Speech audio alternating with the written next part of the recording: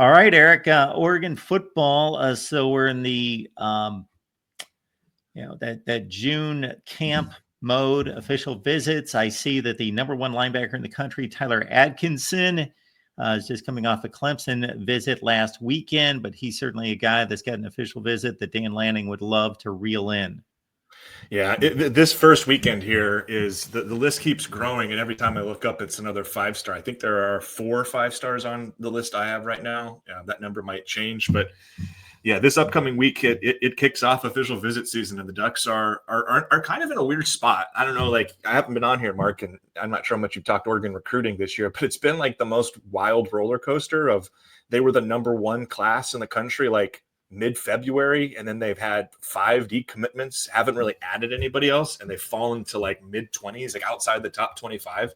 So like I think ultimately like Atkinson, Brandon Arrington, Ryder Lyons, some of these names that are going to be here this weekend or the one after, like there's like a little bit of pressure to close. I mean, just because it's unusual for Oregon to be, especially under Dan Lanning, to be in the spot where they're like in the mid-20s as opposed to the top 5, top 10. And I mentioned it, you mentioned a name. There's a ton of big-time prospects who will be here. I think there's a sense of like they need to get some work done. They need to have some success. This can't be a June where it's like, hey, we hosted all these guys and finished second for all of them. It's got to be a month of, hey, we actually pulled in and landed those guys, and then let's hold those commitments to December. So I know our message board over on Duck Territory has been talking an awful lot about it. And to your point, Eric, there is the actual situation of how good the recruiting is and what those relationships have been and what they've been able to do. And then there's the optics of it. And what I'm pointing to is the jump in the pool with Richard Wesley from a few weeks ago. And so when you add the optics to it, because 9 out of 10 college football fans, even strong college football fans, will miss the decommits and the flips from time to time. But when something like that goes viral, then it's like this becomes this budding joke. And it becomes the latest version of Brian Kelly doing a dance with a kid who then decommitted, whatever it was a couple weeks later. So that's obviously what people remember. Well, the funny part is Richard Wesley will be on campus this weekend as well. So maybe he puts the hat back on. I mean, that's been a weird recruitment. I think that was like a premature commitment. Like I think he like decided, hey, I want to go to Oregon, and like probably, I hate to say it and go into this because Oregon has obviously been super benefited from NIL, but like this is probably one where he goes back and tells mom and dad, like, yeah, I really want to go to Oregon. I've committed. And they're going like, okay. And then he talks to his recruiting team, and it's a matter of what's the NIL dollar? And then they circled the wagon and went, oh, that's not what we want the NIL dollar to be. Why don't you open up your recruitment again? Like that's sort of what my understanding of how this has played out has been. So like maybe he ends up picking Oregon shortly after. I don't know, but that one was really weird. All the decommitments have had kind of these weird little twists of like, oh, okay, so this guy they brought in was a big time defensive line recruit. Now he wants to play offensive line. Okay. I guess that's fine. Oregon didn't really want him to play offensive line. You'll let him go somewhere else. But yeah, this is a crucial month. They need some success for sure.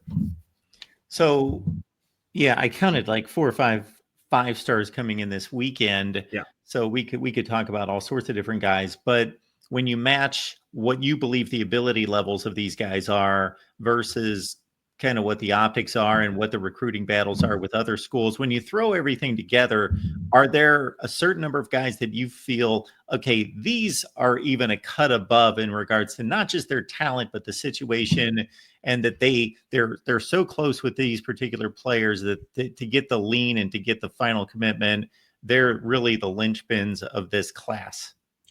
It always starts at quarterback, and Oregon was in seemingly a good spot with Jared Curtis. He ends up obviously going to Georgia, and that makes a lot of sense. Hard to get a kid out of Tennessee to come all the way across the country when they have options to go elsewhere. So what's next? And Ryder Lyons is another 5-star. He's going to take a mission. So he's kind of like more a 27 recruit as opposed to a 26 prospect. But I feel like that recruitment is really important for this class. Like you and I both know, following this for a while, like the importance of quarterbacks in shaping these classes. Like you'd have to. I would be surprised how many, if there have been very many top 5 classes in the last decade that didn't have like a blue chip quarterback in it. Like that oftentimes is kind of the rallying call of like, hey, we like Oregon, we like this school, but do they have the quarterback? And once you get that quarterback, dominoes fall. So I look at that one. And again, even though he's kind of not a 26, I know he is in terms of graduation, but he's going to take his religious mission after the year, it sounds like. I just point to that one and say, like, if they could get that done this month, I could see it get things moving a little bit differently. Maybe things kind of, you start getting some momentum, I guess. But, that's one. They miss out on several offensive tackles. They had Cody Green committed. He was a big time, I think the 3rd ranked tackle in the country. He ends up decommitting and going up to Seattle, which pissed off a lot of Oregon fans because you hate losing recruits of that caliber to your rivals. So they miss out there. Emmanuel Iheanacho is a guy who's coming in this month who I think a lot of people think Oregon's leading for. That's a 5-star. I think just getting some momentum in that offensive class is necessary. You look at what they've done, only 8 verbals across, in this total class, but 6 are defensive and the 2 on offense. It's a running back, it's a tight end. These aren't the pillars of what you want an offensive class to be. So I look at Lions, I look at Iheanacho. Not that these are the best of the best here. They're both big time 5-star top 15 prospects. There would be higher rated guys here, but these are the ones that I think you point to and go, like, if they could get both of those guys this month, I think the class not only makes sense to expect an uptick in the ranking, but also maybe other guys follow. Eric Skopel here from Duck Territory. You can catch him right there on 247 Sports and the podcast. Eric, what is the name of the podcast? And typically, when does that get dropped?